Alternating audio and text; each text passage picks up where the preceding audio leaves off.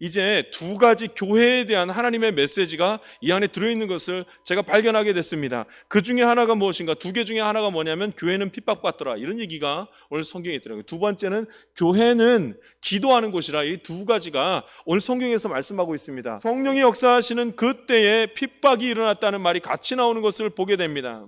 성령님이 충만하게 임하시면은 무슨 일이 있을 것 같으냐면 되게 좋은 일이 많고 행복한 일이 많고 내 생각에는 아무 문제도 없이 거침없이 쭉 나가야 될 것 같은데 그렇지가 않더라는 게 오늘 성경 말씀입니다. 여러분, 교회가 핍박받는 일은 늘 있습니다. 교회가 핍박받는 일이 있을 때, 비난받는 일이 있을 때 성령님이 떠나간 거예요? 그렇지 않다는 겁니다. 그때에 성령이 충만할 때에 비난받더라, 이런 얘기 나오거든요. 그러니까 반대로 보면 비난받고 있는 그때에 성령의 충만함이 없는 것이 아니라는 말씀을 오늘 성경에서 합니다. 이것을 기억해야 합니다. 교회가 그럼 어려운 일들 가운데 자꾸 놓이게 되고 시험에 들 만한 일이 있고 핍박받는 일이 자꾸 생기면 우리가 한 가지 기억해야 될 게 있는데, 무슨 일이 벌어지냐면 스스로가 자기도 모르는 사이에 교회의 권위가 있다는 건, 영적 권위가 있다는 사실을 자꾸 무시하게 되는, 잊어버리게 되는 일이 벌어지게 됩니다. 그러니까 자꾸 교회가 어려운 일이 생기고, 사람들이 코로나 때문에 교회가 또 핍박받죠. 자꾸 이런 일이 생기니까 자기 신앙과 자기 믿음이 자꾸 주눅드는 거예요.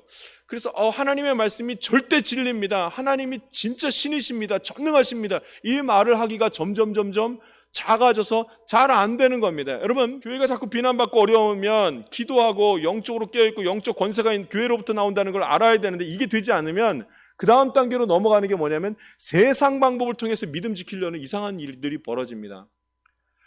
영적 권세로, 영적인 힘으로, 하나님의 영으로 붙들림 받아서 신앙생활하는 게 아니라 세상 방법으로 신앙생활하기 시작합니다. 베드로가 옥에 갇히게 됐을 때 교회가 한 일은 기도하는 것입니다. 여러분, 세상 방법으로가 아니라, 교회는 세상 방법으로 살아가는 것이 아니라 하나님의 방법으로 살아가야 합니다.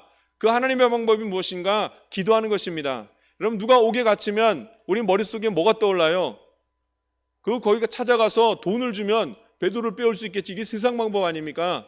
그런데 세상 방법이 아니라 교회에서는 무엇을 해야 맞다고 말하냐면 기도해야 맞다고 합니다. 교회가 언제 참 권세를 가지고, 교회가 언제 하나님의 영이 임하는 것을, 역사하는 것을 보는가? 여러분, 기도할 때입니다. 기도할 때 그런 일들이 나타난다고 오늘 성경에서는 말씀합니다.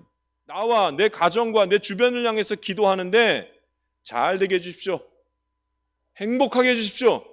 여러분, 이런 기도는 아주 개인적이고 이기적인 기도가 되고 맙니다. 나와 내 가정과 내 주변을 향해서 기도할 때 이기적인 기도와 개인적인 기도가 되지 않게 하는 것은, 나와 내 가정과 내 주변을 향해서 기도할 때에 나를 위해서 기도하지만 내 안에 악한 영이 들어오는 것에 대해서 기도할 수 있어야 된다는 말씀입니다. 우리의 기도는 늘 악한 영을 대적하는 기도가 진짜 기도라 말하는 것입니다. 기도를 할 때는 그 기도가 있어야 됩니다. 여러분, 교회는 기도해야 됩니다. 이런 교회 되게 해주십시오. 그 기도는, 그 말은 교회가 기도해야 된다는 것과, 교회가 어려운 일들 많이 당하죠. 그러나 그렇다고 해서 하나님의 영이 머물지 않는 것이 아님을 기억하고 믿음 지키고 신앙 지킬 수 있게 되기를 간절히 바랍니다.